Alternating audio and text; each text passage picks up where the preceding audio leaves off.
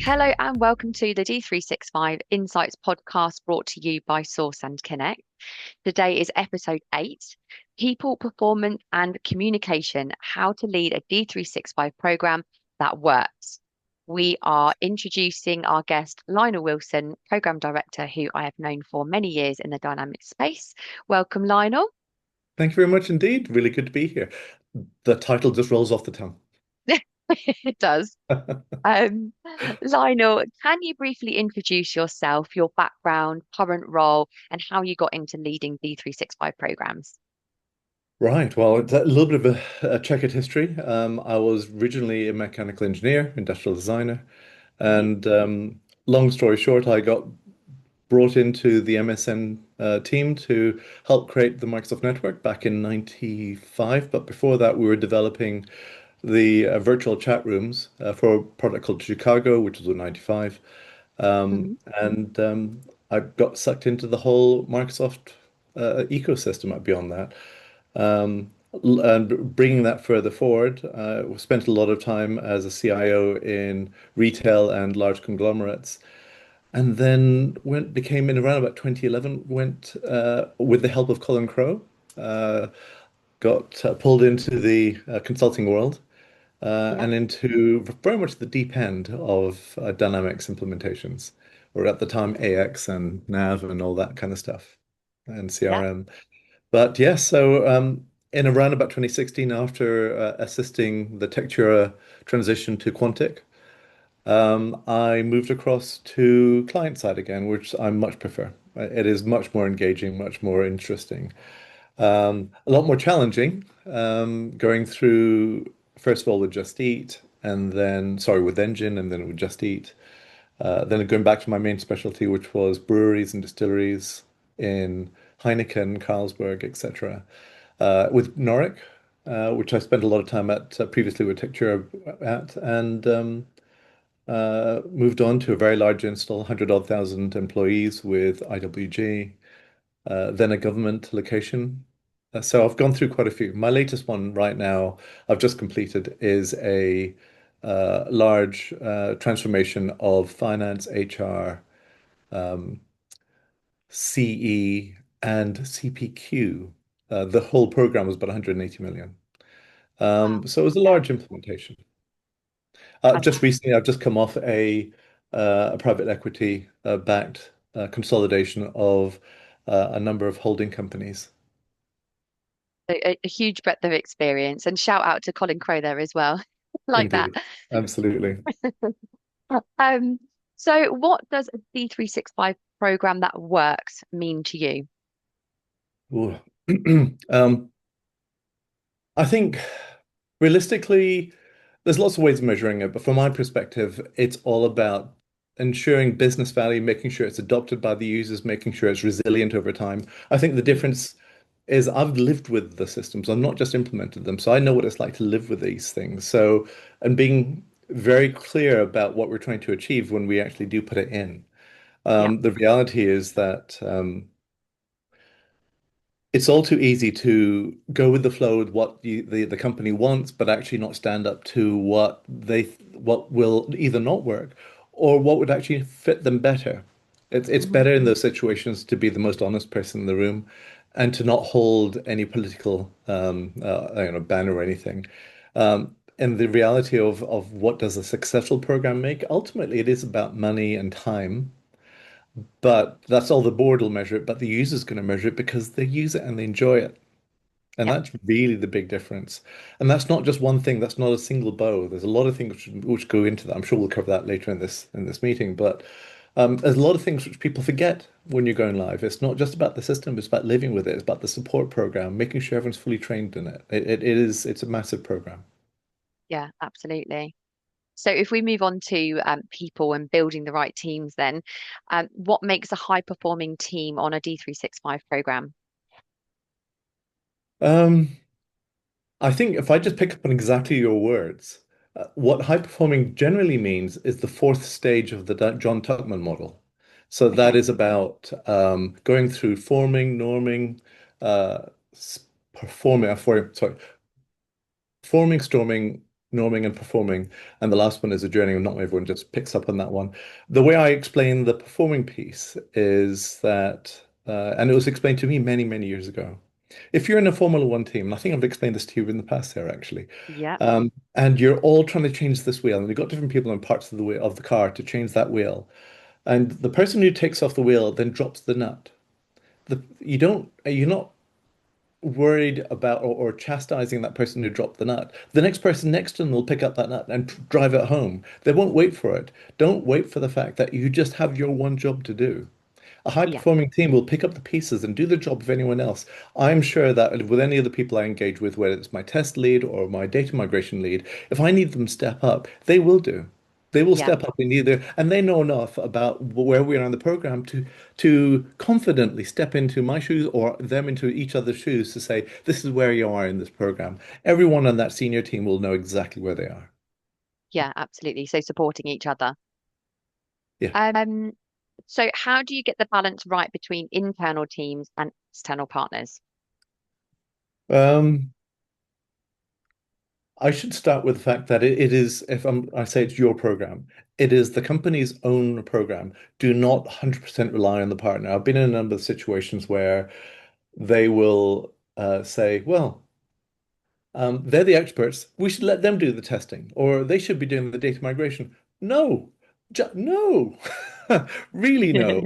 At no point is that acceptable. It is your responsibility if anything goes wrong. It's your Yeah. responsibility to get it right more specifically and to Hmm. do a good job, not the partner. They get to walk away at the end of this. Yeah. So the reality is you've got to have the right team to be able to transition that knowledge to an internal basis and to make sure that they are a part of that decision process all the way. A lot of the Hmm. time, systems are done to companies or done to individuals. And that also more specifically happens to support, for example. A lot of the time they're given a couple of weeks notice, right, we're spinning up the new system, got a whole new system, we'll train you up, but on day five, you're going to take over this entire system. Good luck. Yeah. Yeah, that doesn't work. You engage them as part of the early part of the program. You do things like you make sure that testing is part of the early engagement, not later engagement. Do not think about data migration as something which happens halfway through program. They're up front. Yeah. Integration's up front. Reporting's up front. It takes time. It also means that if they're the ones helping and guiding the testing process, they're the ones that are going to make sure that they know what good looks like alongside your team. So it's really important to get those roles in situ up front. Yeah, definitely. So in terms of what falls to a partner, they still have the expertise. You do need to rely on their capability. But don't forget that they get to walk away. Hmm. Okay, that's really good advice. So can you share an example of navigating team resistance or misalignment? Um, there's quite a few of those actually, but I think realistically, it's largely down to comms. So as an example, I've had situations where very senior IT leaders step in because they want to feel that they're doing the right thing, and they know enough to say that, how to help and shape a scenario, but sometimes don't know the full story. Hmm. I had a situation with a very well-known partner who made a mistake. It's Hmm. fine. People make mistakes, but they were fixing it. They understood that they were fixing it, and it was at their cost they were fixing it. There was no bad blood. They said, fine, we admit to it. Fine, we'll sort it out. We just missed this. Yeah. However, in having a totally open environment, I had to tell the CIO and the rest of the IT team, and the CIO basically jumped all over this SI, even though they're trying to get a word in to say that we were trying to deal with it, but it was said during a board meeting. Hmm. And the threats were thrown, basically put the SIs back up, they put Microsoft back up, and it basically came down very badly for that CIO, or actually the company in the end.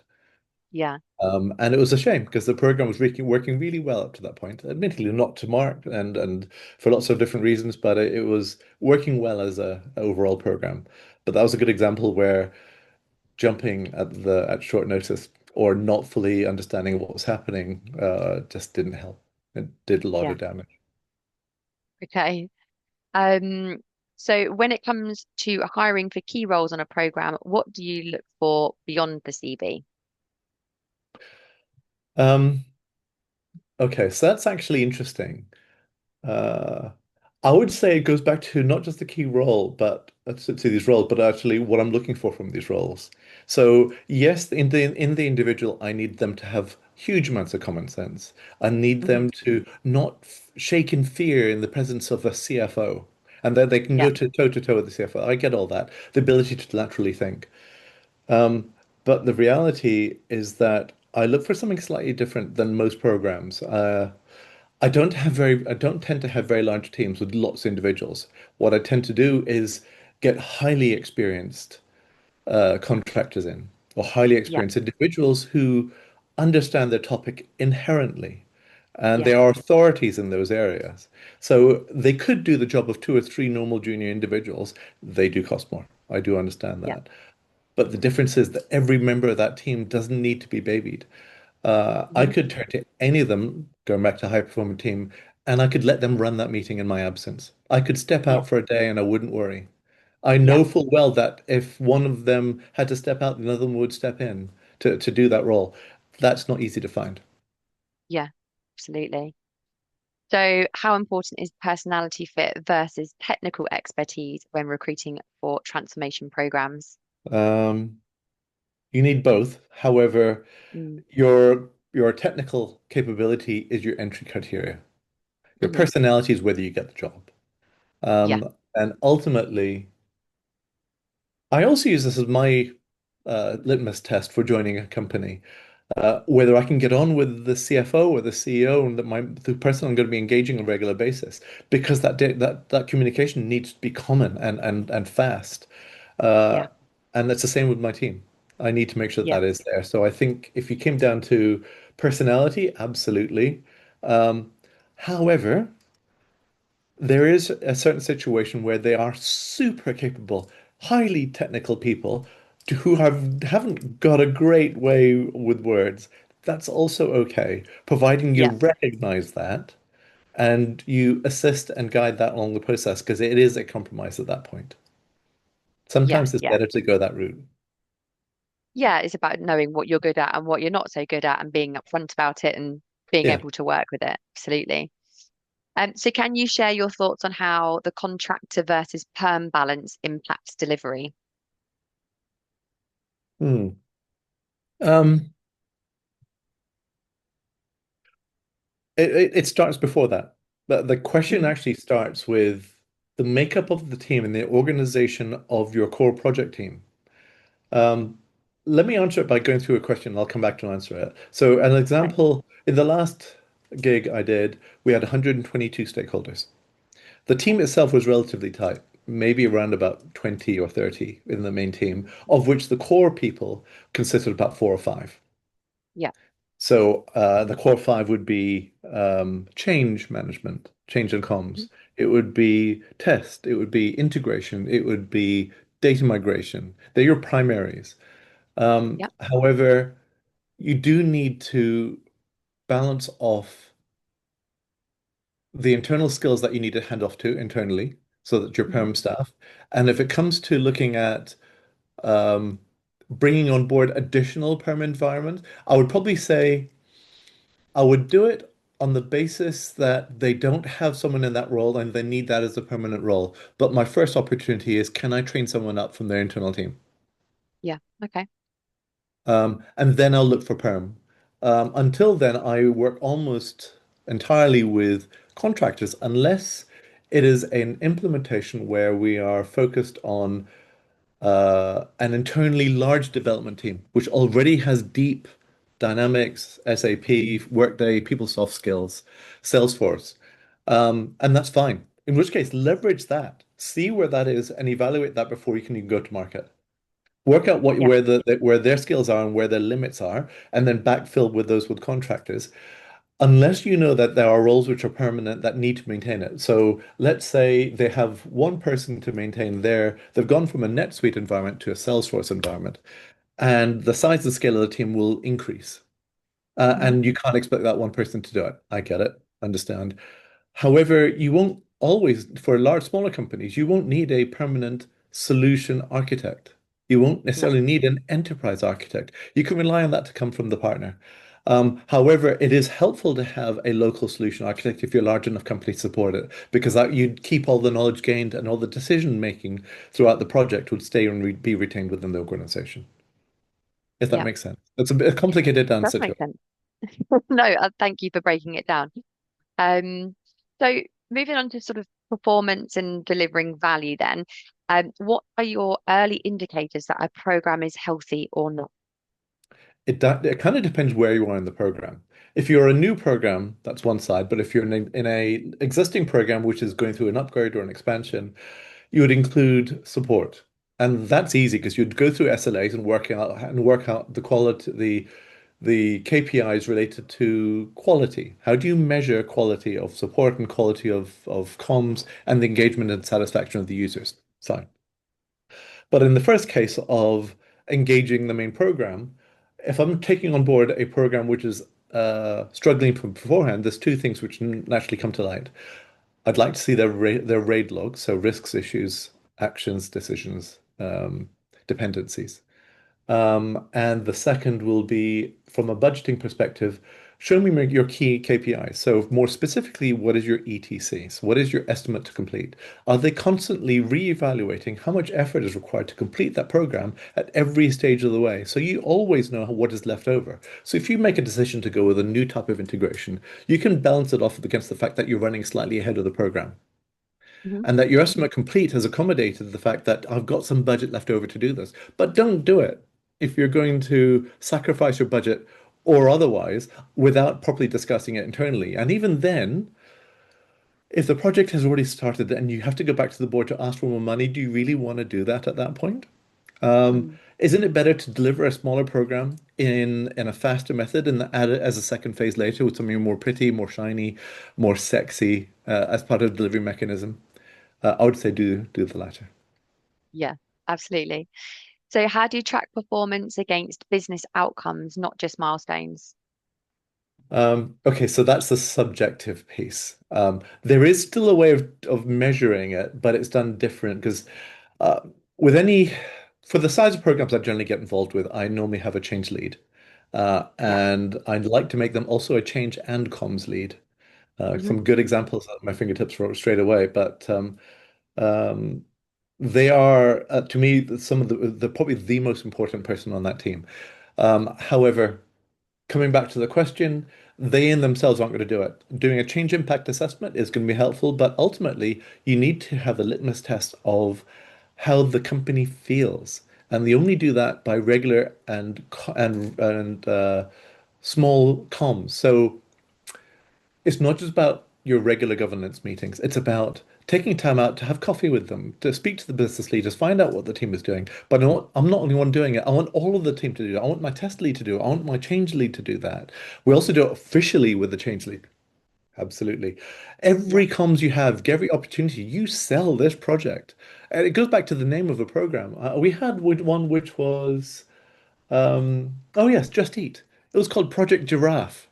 And I love that. I Okay. love the fact it wasn't called like the, almost everyone calls it Polaris, Phoenix, North Star. I mean, come on, people, come up with a better name. I mean, everyone calls it with those things. Um, However, this one is called Giraffe, and I loved it for different reasons because every bit of your reporting can be interesting.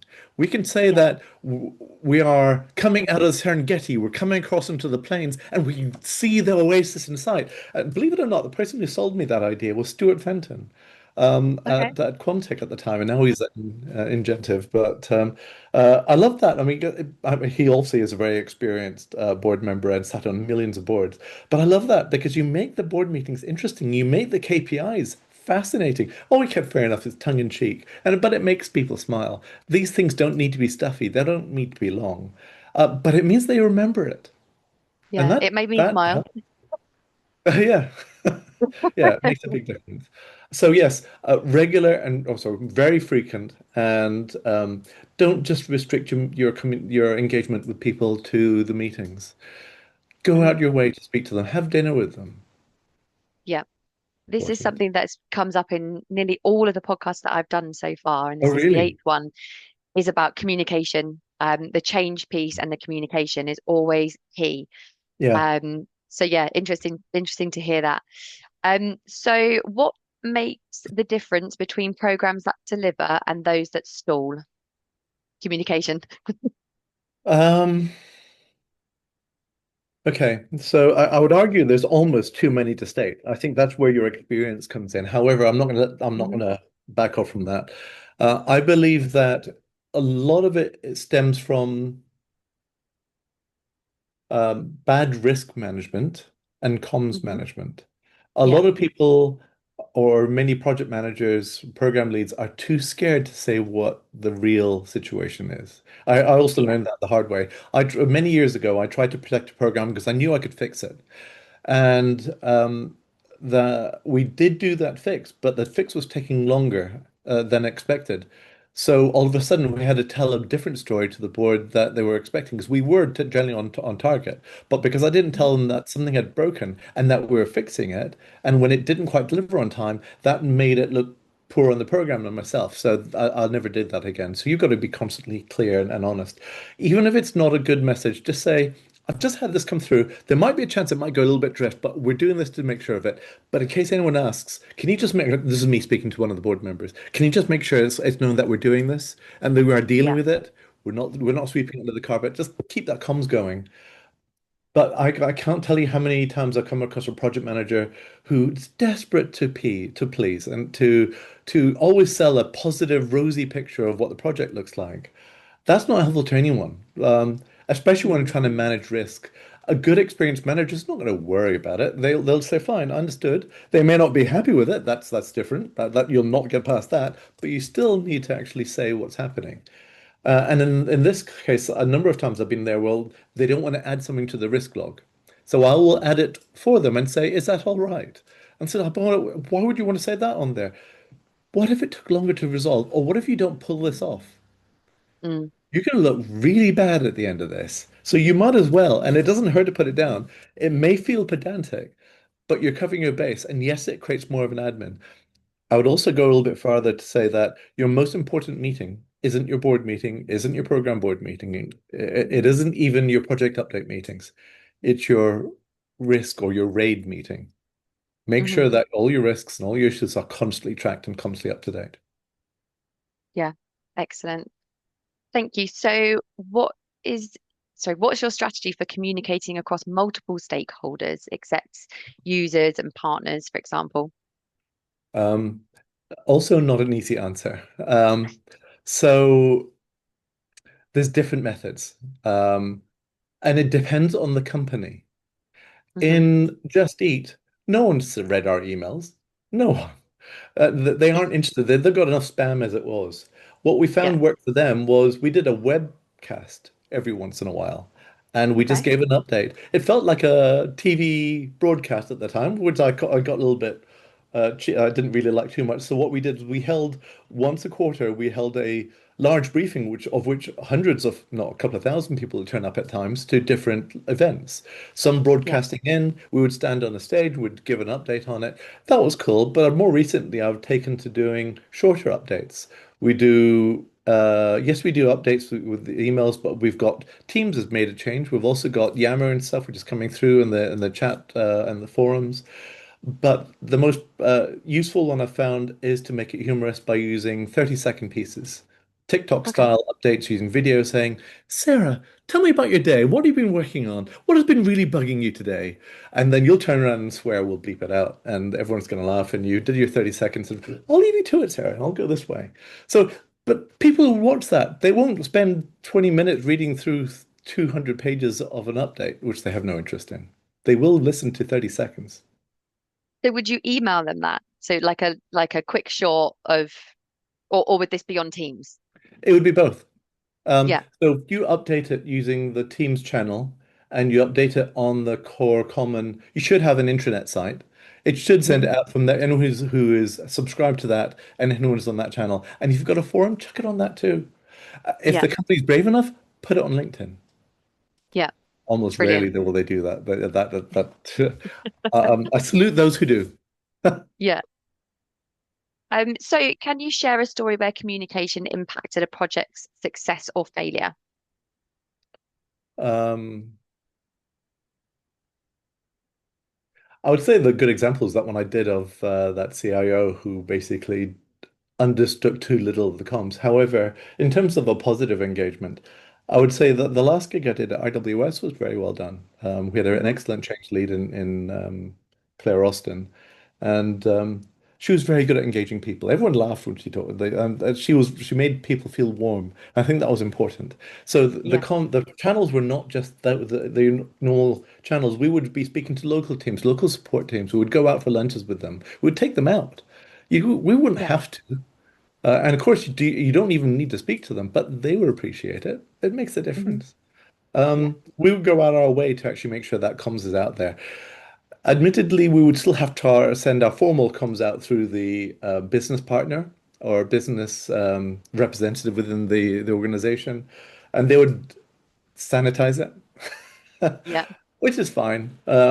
So the more they do that, the more ridiculous I would start it with on the basis that I get something through. I was a bit of a cheat, but it'd be nice to make sure that it's not always a formal comms because people do tend to get turned off with it.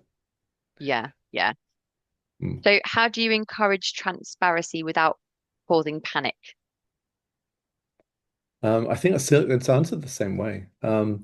It's going back to having those meetings outside, having those coffees, etc. But Mm, I say something which is odd, and I say this to the team all the time, and I think there's a bit of surprise. Be the most honest person in that room with hmm. no politics. You say it in a matter of fact way. You do not make it dramatized. You do not use the word very. You do not use the word often. You just make it clear. This is occurring. This is how we're solving it. It is not easy, but we're on track for dealing with it. However, by the same token, you do need to have a little bit of an engagement there, which is where I lean on the change lead to not use protected words. And they can have that closer communication out with them to make sure that you have that transparency going out. And to a fault, we do not get involved with politics. Yeah. Um, Going back to the high performing model, this is slight variation on the same theme. Do not let it fail. Do not let anyone fail if you know it's occurring. If you know that data migration lead is out of its depth, the rest of that team's going to have to lean in, I'm afraid. Till we fix this, that team is going to make sure that that data migration lead does not fail. We will help them with that program, with their presentations. We will make sure that their engagement and comms is spot on.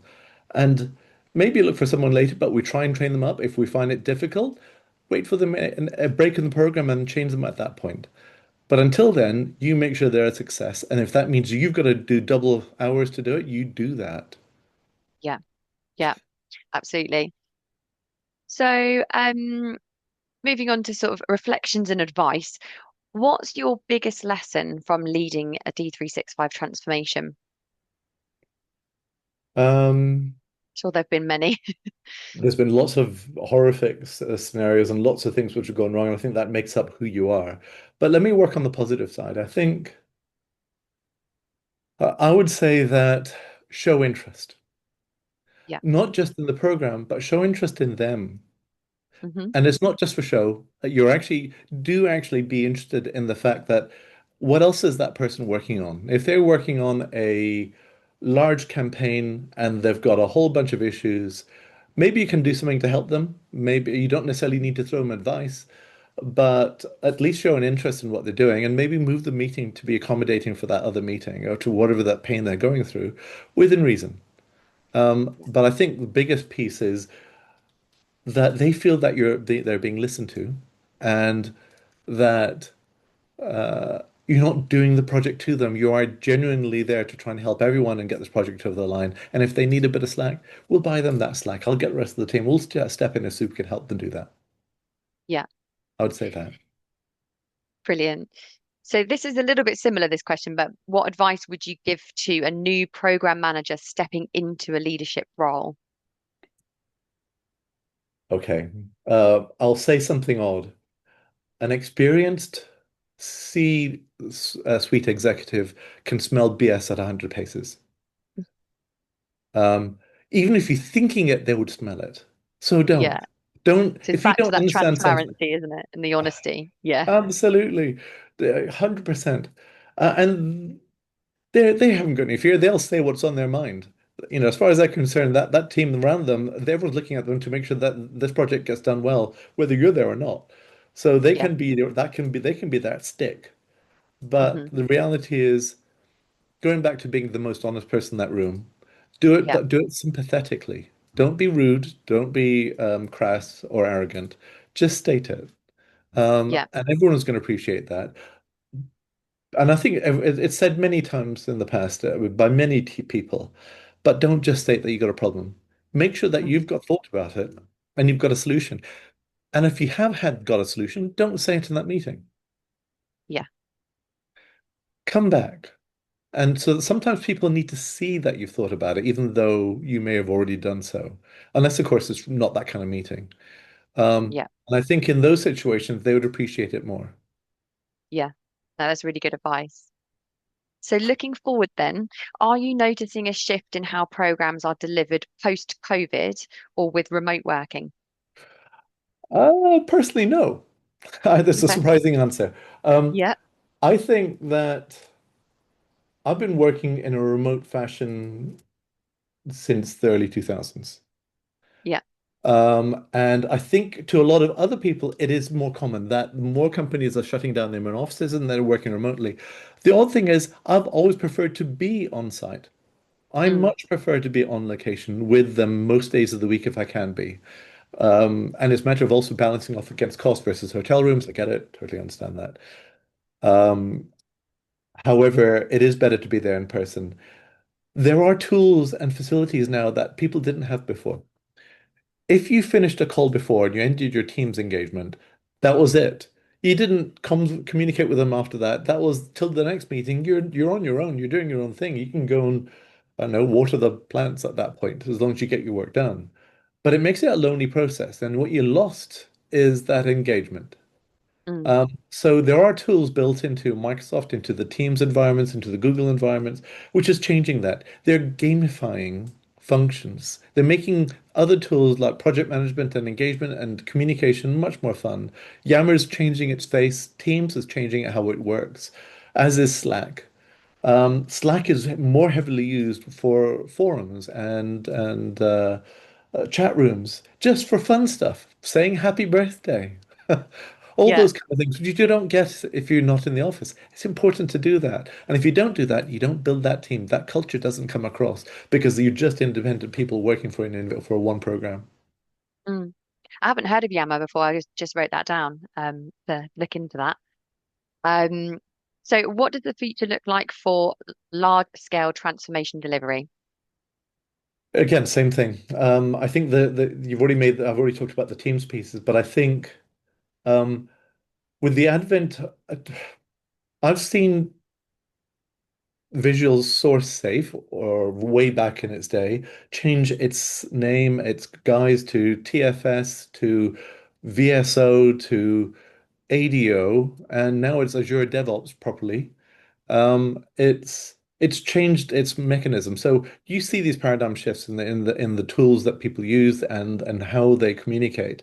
And I think that between Teams and Azure DevOps in the Microsoft space, they've taken over from a whole host of tools, from getting rid of source code, looking at where you store your data, how you manage issues and bugs, where you hold your RAID logs, how you keep your comms together, how you keep your bug tracking, how you keep your support tracking together, and how you keep that all the teams talking from one point of information, one point of truth, one source of truth, sorry. And they all have now converged. And I wouldn't be surprised if teams in ADO became closer. I would also think that D365 and CRM need to merge at that point because I think those two are very, very different products between FNSCM, finance, and HR, and CE. Despite what people think, they are very different products from very Mm, different universes with very different mindsets. And I think we do need to see not necessarily them become one product, but to work similar and integrate better, to integrate better with DevOps and repositories and the ability to handle the pipelines and release management windows.